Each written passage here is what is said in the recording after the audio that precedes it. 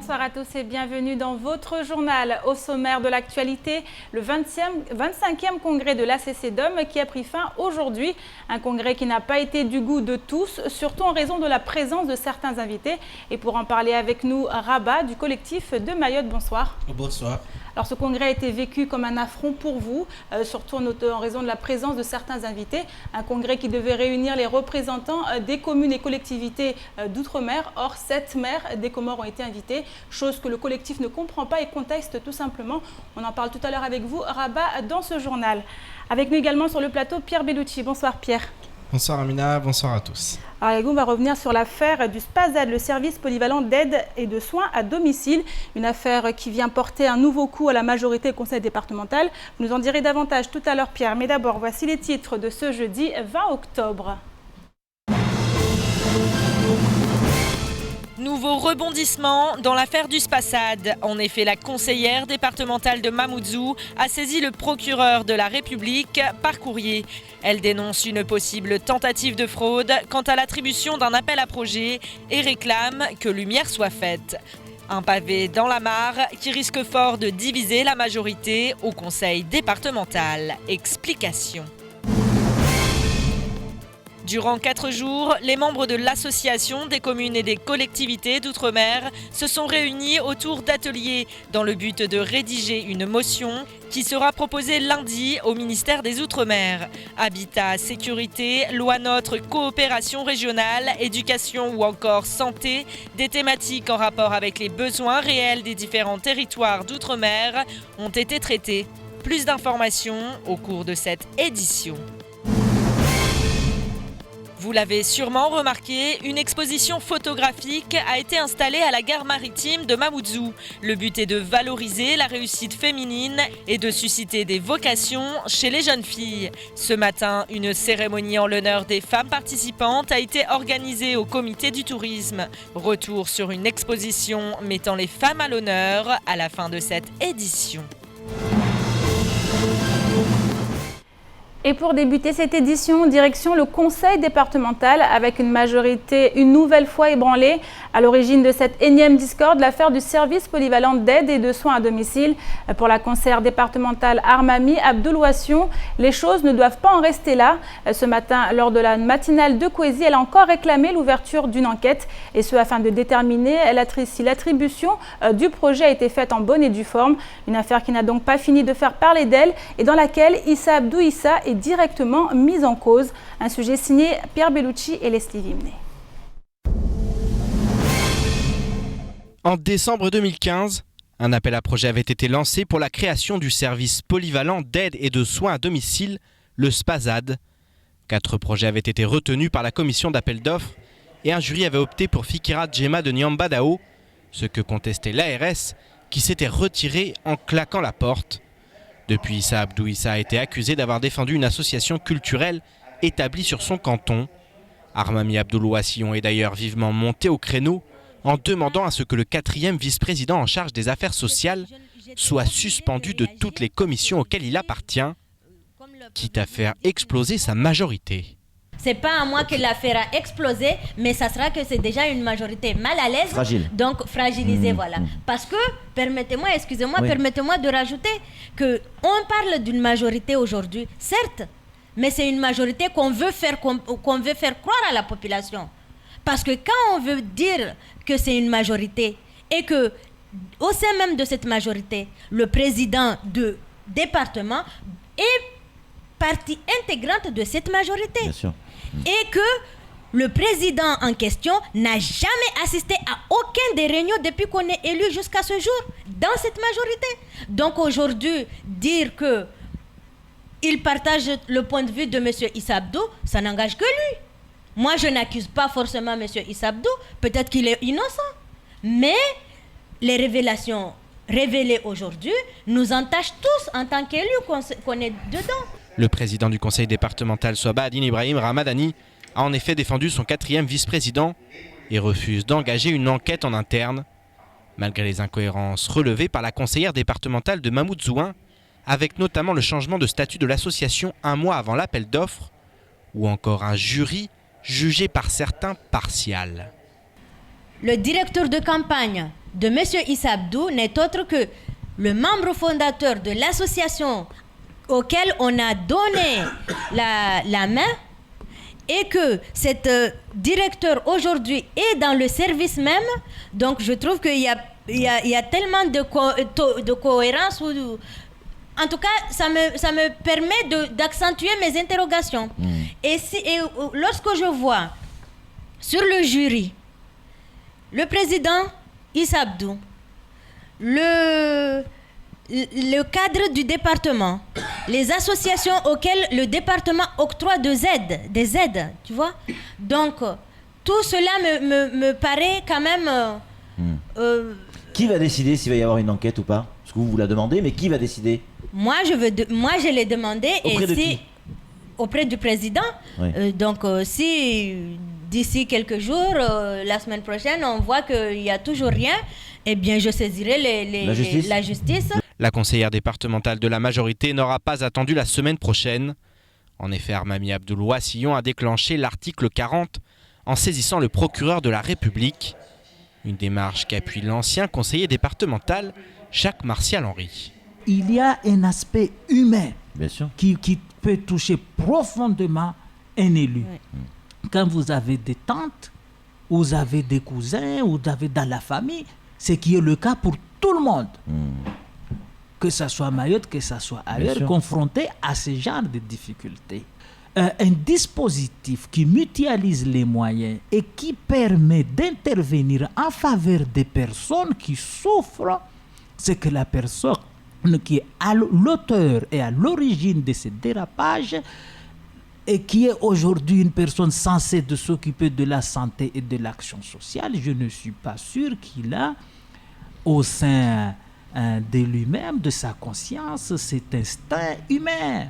Et c'est très grave. La justice risque maintenant de se pencher sur cette affaire qui n'a pas fini de faire du bruit. Effectivement, cette affaire, comme on vient de le dire dans le reportage, n'a pas fini de faire parler d'elle, Pierre, puisqu'on voit une conseillère départementale, Armami Abdoul Ouassillon, qui est prête à aller jusqu'au bout de cette démarche pour demander à ce qu'on éclaircisse un petit peu la situation. Oui, c'est vrai que c'est un combat. On a vraiment l'impression qu'elle s'est lancée dans un combat. Elle veut que lumière soit faite. Alors, elle l'a répété à plusieurs reprises.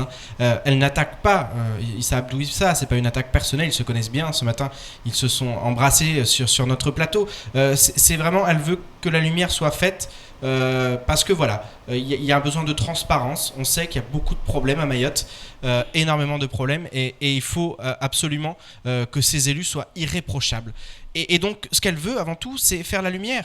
Si Issa Abdou est tout à fait hors de cause, c'est la justice qui en décidera.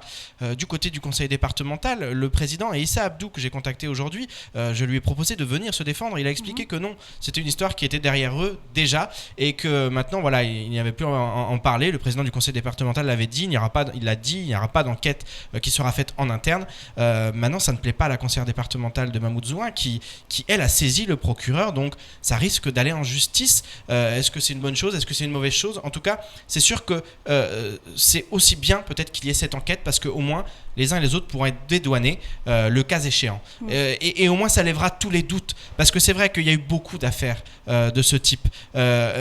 Et souvent, il y a eu des condamnations, parfois non, mais ce sont des affaires qui polluent le département et qui font pas avancer Mayotte, même pire. Et si elles éclatent au grand jour, si tant est qu'il y a eu faute, c'est une très bonne chose. Maintenant, c'est vrai que tout le monde reprend cette affaire et qu'elle n'a pas fini de faire parler d'elle. Alors, on a vu le président qui soutient Issa Abdou Issa. Oui, tout à fait, il le soutient. Il a expliqué aussi, à juste titre, qu'Issa Abdou avait fait beaucoup de choses depuis qu'il était président en charge de la commission, en charge du social, de la commission du social.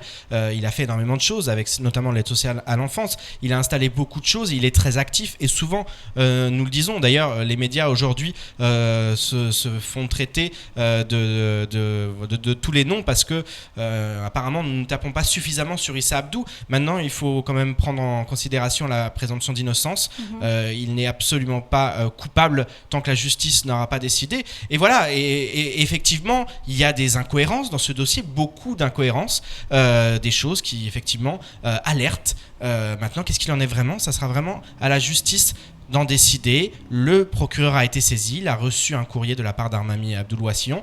Donc nous allons bien voir la suite qu'il va donner à cette affaire.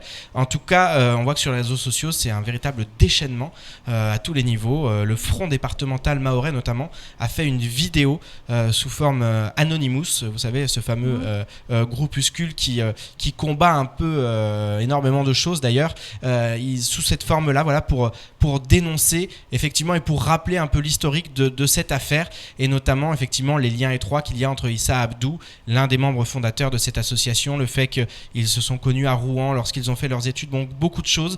Maintenant, nous ne sommes pas juges et seuls les juges pourront justement juger de cette affaire. Donc il faut laisser, je crois, la justice faire son travail. Maintenant, la conseillère départementale est dans son droit. Il faut aussi le rappeler parce que beaucoup l'attaquent aussi. Elle est dans son droit si elle juge qu'il y a un problème dans sa majorité, quitte à la faire exploser, comme elle a expliqué. C'est une certitude, apparemment, la majorité est fragilisée avec cette affaire encore Fragilisée. On imagine que voilà, ils n'avaient pas forcément envie de ça parce qu'ils avaient probablement envie d'avancer sur d'autres choses. Maintenant, c'est là, c'est sur le devant de la scène et nous verrons bien ce qu'il advient dans les toutes prochaines semaines. Mais en tout cas, c'est sûr que ça n'a pas fini de faire parler cette affaire n'a pas fini de faire parler d'elle et notamment demain matin, nous recevrons le porte-parole de la majorité, Ali Cambo-Debré, qui devrait aussi s'expliquer et faire des annonces relativement fortes. Merci beaucoup Pierre pour cette intervention. Et il y a moins d'un mois, la ministre des Outre-mer, Erika Barrett, était à Mayotte et lors de sa venue, elle a signé un gros chèque de 42 millions d'euros en faveur de l'aide sociale à l'enfance. Depuis 2009, en effet, cette dernière relevait du rôle du département, alors même que les compensations financières n'avaient pas été allouées au Conseil général. La justice est donc rétablie avec un bémol tout de même. L'annonce de la création d'un groupe d'intérêt public laisse présager que l'État garderait la main sur cette manne financière et le distribuerait ainsi en fonction de son bon vouloir. De quoi faire bondir certains, à l'instar de Jacques Martial Henry qui s'est exprimé ce matin sur notre plateau. On l'écoute. Et quand on dit que je ne veux pas verser cet argent dans le compte du conseil départemental parce qu'on va l'utiliser pour financer autre chose, c'est qu'il y a aussi entrave aux principes qui régissent un budget. Donc, le président du conseil départemental doit se battre pour avoir ses fonds. Et puis finalement, à terme, cet argent-là, les Mahorais ne vont pas bénéficier. Quand c'est versé dans un compte d'un groupement d'intérêt public, les Mahorais ne vont pas bénéficier. Je sais très bien ce qui va se passer. On va payer les hôtels pour enlever les gens de Bengali, pour les envoyer au Maharaja. Cet argent sera utilisé pour financer les parents des enfants qui sont dans une situation de danger, comme les mineurs isolés. Donc cet enfant va servir pour les étrangers. Je ne dis pas qu'il ne faut pas aider les enfants étrangers, mais c'est le conseil départemental qui doit mener l'action, qui doit engager sa responsabilité politique sur cette affaire et non l'État. Et entamé ce lundi, le 25e congrès de l'ACCDOM a pris fin aujourd'hui. Ainsi, durant 4 jours, élus et techniciens issus des différents territoires d'outre-mer ont pu échanger sur des thèmes qui préoccupent les ultramarins, de l'égalité réelle à la loi NOTRe, en passant par l'immigration. Les représentants des 98 collectivités qui composent l'association ont participé aux différents ateliers du congrès. Ce matin, au terme des échanges, des motions ont été votées, lesquelles motions seront présentées la semaine prochaine à la ministre des Outre-mer, un sujet signé Assoumani Darwesh et Pierre Bellucci. Ce matin, le centre universitaire de Dembéni a accueilli la délégation de l'Association des communes et collectivités d'outre-mer. L'occasion de voter une motion basée sur la synthèse des travaux menés durant ces 4 jours de congrès. Nous clôturons aujourd'hui nos travaux. Bien sûr, à la fin, une motion, après les synthèses, une motion. Cette motion sera adressée à Paris dès le lundi 24 à notre ministre, Mme Erika Barrett. Donc le rendez-vous est pris, la motion sera déposée. Sur cette motion, on passe de tout, que ce soit la loi sur l'égalité réelle, que ce soit la coopération régionale, la sécurité, la loi NOTRe, l'ensemble de ces problématiques qui ont fait objet de débat dans l'ensemble de nos ateliers ont fait objet de motions et seront déposées auprès de Mme Erika Barrett dès le lundi matin. Aménagement et développement durable au service du tourisme, égalité réelle en Outre-mer, perspective Mayotte 2025, immigration et coopération régionale, tri et recyclage, insécurité et délinquance, de nombreux thèmes qui préoccupent le département ont été abordés. Et pour le sénateur Thani Mohamed Soilihi, ce congrès ne peut être que bénéfique dans le combat mené par les ultramarins pour que leurs problèmes soient pris en considération par les instances étatiques. Ce que je retiens, c'est que nos convives venus des Outre-mer ont été très marqués positivement par notre territoire, sensibilisés par les défis que Mayotte traverse, mais aussi par les potentiels. C'est une autre voix venue des Outre-mer qui sera apportée avec l'émotion qui a été adoptée aujourd'hui, qui sera portée pour que les Outre-mer se fassent davantage entendre, notamment auprès des pouvoirs publics à Paris. Ce congrès aura été une réussite et la délégation venue de nombreux territoires outre-mer a été sensible aux problématiques mahoraises et à l'accueil qui lui aura été fait. L'accueil à Mayotte a été formidable. Nous avons été reçus dans chaque commune avec des délégations, des associations, des chants et des danses mahoraises. Vraiment une culture très prégnante et qui nous a vraiment ravis tous de l'avis unanime des congressistes. Après ces 4 jours intenses, place maintenant la présentation de la motion à la ministre des Outre-mer, Erika Bareitz. Mais avec la convention signée entre l'ACCDOM et le ministère des Outre-mer, il y a de quoi espérer que les attentes soient prises en considération. Et pourquoi pas ajouter sous forme d'amendement au projet de loi sur l'égalité réelle. Et ce matin, Eric de Vispeller, sous-préfet, secrétaire général de la préfecture, a procédé à la remise de 65 décrets de naturalisation. La cérémonie a eu lieu à la Case Rocher, dans une ambiance comme toujours très solennelle, où l'émotion de devenir français a envahi les nouveaux citoyens. À l'heure où l'immigration est vivement pointée du doigt à Mayotte, cette naturalisation représente un ouf de soulagement pour ces hommes et ces femmes qui vont désormais devoir respecter les droits et devoirs de la République française. Un sujet signé Abbas Alidi, Pierre Bellucci et Leslie Vimnet. Ils sont français. Ces 67 nouveaux citoyens ont été adoubés ce matin et possèdent désormais leur carte d'identité. Une cérémonie qui n'avait encore jamais eu lieu sous l'ère du nouveau préfet Frédéric Vaux. Il faut dire que le climat de ces derniers mois à Mayotte n'était pas propice à ce genre de manifestation. Quoi qu'il en soit, le secrétaire général de la préfecture a affirmé qu'il s'agit là d'une cérémonie coutumière, réservée à des personnes qui ont été rigoureusement choisies avant d'obtenir leur naturalisation. Il y en a plusieurs par an, ça dépend du nombre de naturalisations. En général, il y a 60, 70, 80 remises de décrets de naturalisation. Et ça dépend du parcours de naturalisation. Donc c'est surtout une question de cas individuel. Donc c'est difficile de donner une règle bien établie sur le temps qu'il faut pour être naturalisé. Nombre de ces nouveaux citoyens ont passé de longues années sur le territoire français avant de pouvoir prétendre à cette naturalisation. Ce moment a donc été vécu avec beaucoup de joie et de soulagement par toutes les personnes interrogées. Alhamdulillah rabbil alamin, leo tijivoa swafi mana na kweli ndilia rangu hale I nationalité ni leo tisparabati nzuri vona parei nationalité sferishia swafi wanadamu pia na kakula mtu edeta na parashtuo sumferishia na monsieur préfet na Faransa pia mana shomba odwani Mbaye nationalité, bon, bravo, Ah ouais, c'est un grand jour pour moi. J'attends plus de... Ça fait longtemps que j'attends, jusqu'à aujourd'hui, c'est un grand jour pour moi. C'est une fête. Et voilà, ce que vous voulez, Rangoujou, Rangouloma, Orevan, ça fait déjà... Oui, je suis daté depuis 1981. Leo skobole na kweli na ranguhale leo tsipara. Les démarches pour devenir français sont pénibles à Mayotte plus qu'ailleurs, même si la République s'est toujours voulu une terre d'accueil pour tous ceux qui remplissent les critères d'obtention de la nationalité française.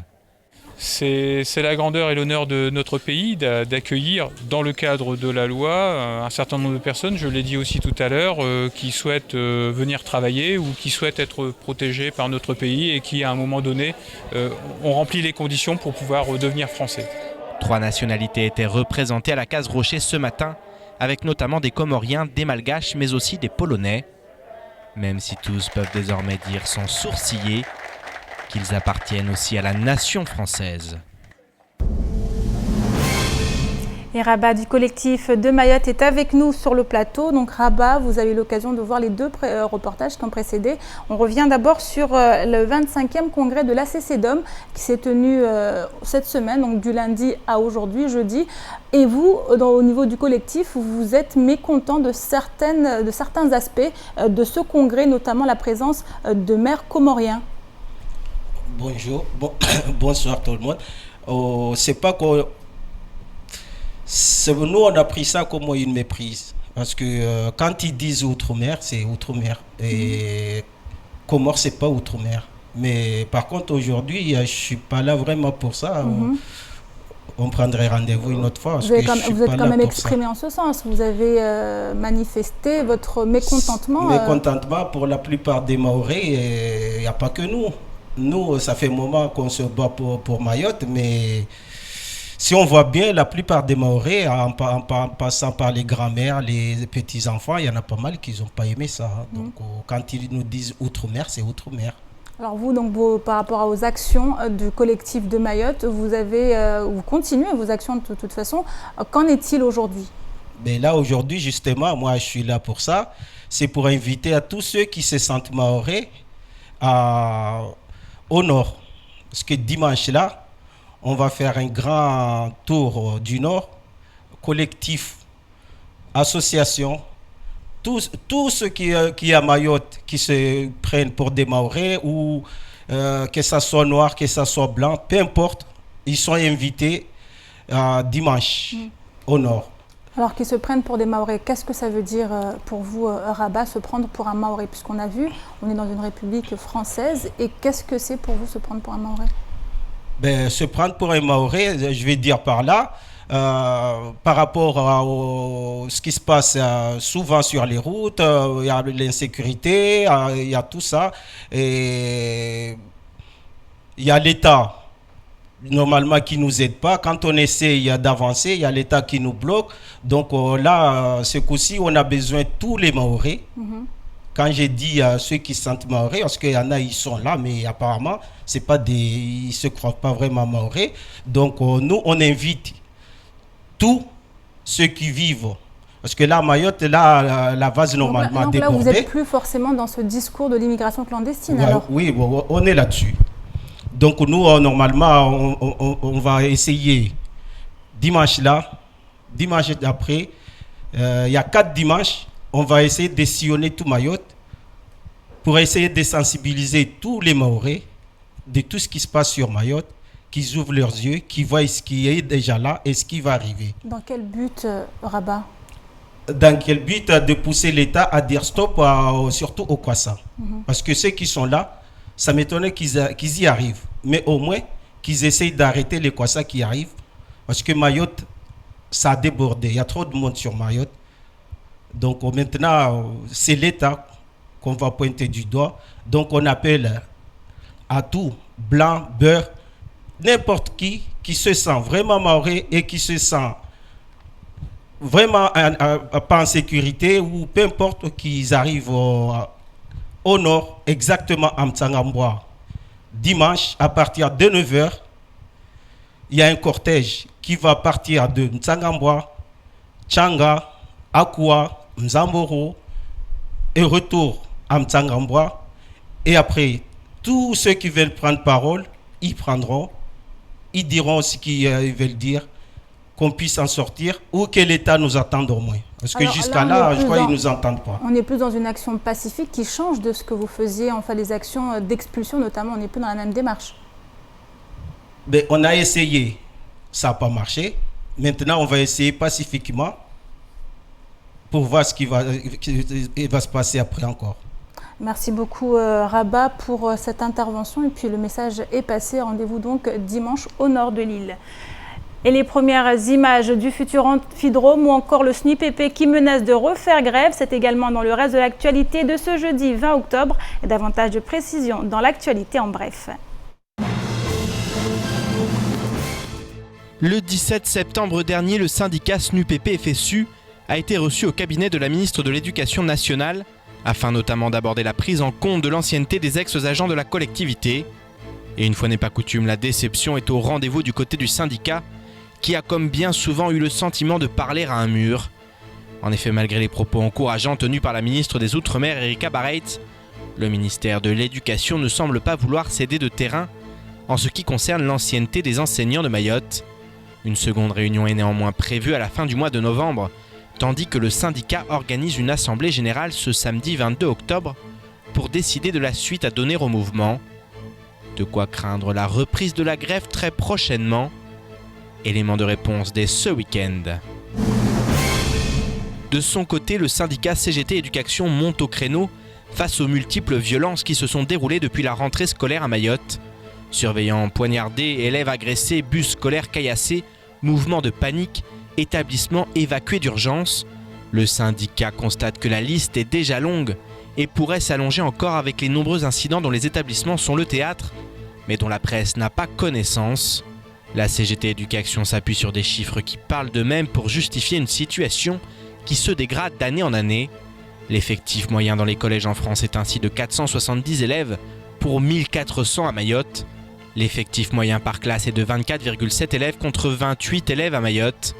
L'État investit en moyenne environ 8 400 € par an et par élève et seulement 4 200 à Mayotte, avec plusieurs milliers d'enfants non scolarisés. Alors au vu des chiffres, comment la situation dans les écoles pourrait-elle en être autrement ? Voici les premières images du futur amphidrome Kalihani, actuellement en construction à l'île Maurice. Prévu pour mai 2017, ce navire est identique à l'amphidrome Paulet et pourra ainsi accueillir 590 passagers et 33 véhicules, à l'exception des poids lourds, qui seront là encore trop à l'étroit. En effet, les parois du navire insuffisamment larges ne permettront pas aux chauffeurs de sortir de leur véhicule. Le directeur du STM a néanmoins annoncé qu'une réorganisation serait opérée car avec 10 navires, il devient urgent de vendre ou de pourquoi pas créer de nouvelles lignes afin de rallier Longoni. Quoi qu'il en soit, Kalihani voit progressivement le jour et il convient de s'en réjouir. Et on termine avec cet hommage rendu ce matin à la jante féminine à travers une exposition que vous pouvez admirer à la gare maritime de Mamoudzou, lancée par la délégation des droits des femmes en partenariat avec le comité du tourisme, le conseil départemental et la BGE. Le projet a pour objectif de valoriser la réussite au féminin. Et quoi de mieux que des portraits de femmes actives et dynamiques pour susciter des vocations chez les jeunes filles ou encore rappeler que les femmes n'ont pas à rougir devant leurs homologues masculins. Ce matin, une cérémonie de remise des portraits a été organisée en l'honneur de ces femmes qui ont bien voulu se prêter au jeu. Les précisions avec Adèle Laurent. Gérante de magasin, directrice des secteurs publics ou privés, ingénieure, informaticienne, avocate, maréchale, agent de sécurité ou encore capitaine de bateau. Cette exposition a pour ambition de valoriser les femmes exerçant des métiers dits d'hommes. Ce matin, les femmes ayant participé se sont vues remettre leur portrait par le photographe de l'exposition. L'occasion pour Adidja de nous faire part de ses motivations. Pour moi, c'est un honneur de participer à ce projet car les femmes d'aujourd'hui sont dévalorisées quelquefois. Et là, ça montre à quel point nous avons une place importante au sein de la société et j'espère que ça continuera comme ça. Des portraits qui représentent toutes les femmes à travers quelques-unes, même si ce n'est pas forcément évident de voir son portrait accroché à la vue de tous. Comme nous l'explique Yasmine, la première femme mahoraise à obtenir le poste de directrice commerciale chez Total Mayotte. Je suis petite terrienne, donc je passe tous les jours devant mon portrait. La barre, c'est 10 000 personnes par jour. Je dis pas que les 10 000 personnes me connaissent, mais il y a quand même beaucoup de petits terriens qui me connaissent. Donc, en effet, c'est pas évident, surtout quand on est dans l'enceinte de la gare et que les personnes vous regardent. Mais ça m'a fait plaisir parce que j'ai eu beaucoup de personnes qui sont venues me voir pour me poser des questions. Et ça m'a permis d'échanger avec des jeunes filles, avec des jeunes hommes sur le métier. Et je l'ai fait pour ça et j'espère que ça, en tout cas, que ça encouragera beaucoup de jeunes filles à avancer et à aller loin dans leurs ambitions. Encourager la nouvelle génération. Et pour Iman, les femmes mahoraises savent prendre la place qui leur revient dans la société, notamment grâce à des exemples à suivre, comme sa grand-mère, Zenam Déré. Il y a 17 ans, quelques jours avant de partir, elle me disait « Voilà, je vous laisse mon héritage, à vous, à toi, d'en faire ce que tu veux. » Et franchement, sincèrement, j'ai une pensée très émue aujourd'hui pour elle, puisqu'elle serait très fière de me voir ici. Je pense que pour les femmes mahoraises, l'effort est déjà largement accompli.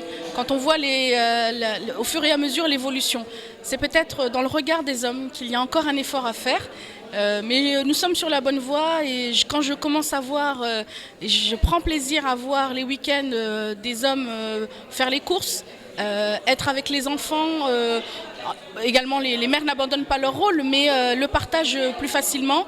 Je pense que la société mahoraise est en bonne voie. Je trouve que de plus en plus, on va vers cette égalité, à la fois familiale et professionnelle. Et pour Ibrahim Kolo, le photographe du projet, les femmes continuent de marquer l'histoire de Mayotte. Aujourd'hui, on a tendance toujours à entendre parler de Madame Zenam Dere, Zena Meres, Coco Djouma, Zakia Madi, alors que la plupart de ces femmes-là ne sont plus là. Et aujourd'hui, avec cette nouvelle génération, cette génération à laquelle je vis, je me suis dit, il est temps aujourd'hui de aussi montrer qu'il n'y a pas que ces anciennes dames, mais il y a aussi d'autres femmes qui sont là. Et c'est pour ça, c'est ça qui m'a beaucoup donné envie de travailler ce projet. Ces portraits de femmes visant à sensibiliser sur l'égalité professionnelle entre les deux sexes resteront visibles jusqu'au 30 octobre à la gare maritime. Pour l'heure, nous terminons sur ces mots des participantes qui ont tenu à faire passer un message à la nouvelle génération de femmes. Il faut se battre pour atteindre ses objectifs. Il faut se battre et ne pas lâcher, être motivé et être courageux. C'est ce que je souhaite et je souhaiterais que tout le monde arrive à leurs rêves. Peu importe qu'on souhaite être gendarme, qu'on souhaite travailler dans le public ou dans le privé, il faut croire en ses rêves et pour y arriver, il faut faire des études, il faut être ambitieux et surtout, il faut beaucoup, beaucoup travailler. Il faut oser, il faut savoir se dépasser, il ne faut pas rester sur ses acquis, il faut avoir envie. Il faut y aller, il faut foncer, il faut venir nous déloger à un moment donné parce que nous sommes là pour montrer la voie. On ouvre juste la porte, à vous d'entrer. Et c'est la fin de cette édition. Merci à vous de l'avoir suivi. Une édition à retrouver sur OM5, également disponible en replay sur notre site l'infocoesie.fr, sur YouTube et sur notre page Facebook. Demain matin, dès 6h, retrouvez toute l'équipe de la matinale avec à 7h sur le plateau Ali Combo-Debré, porte-parole de la majorité au conseil départemental. À 8h, ce sera au tour de Faouzia Kordji qui s'exprimera sur la venue des maires comoriens à Mayotte. Excellente suite de programme à vous sur KTV et à demain.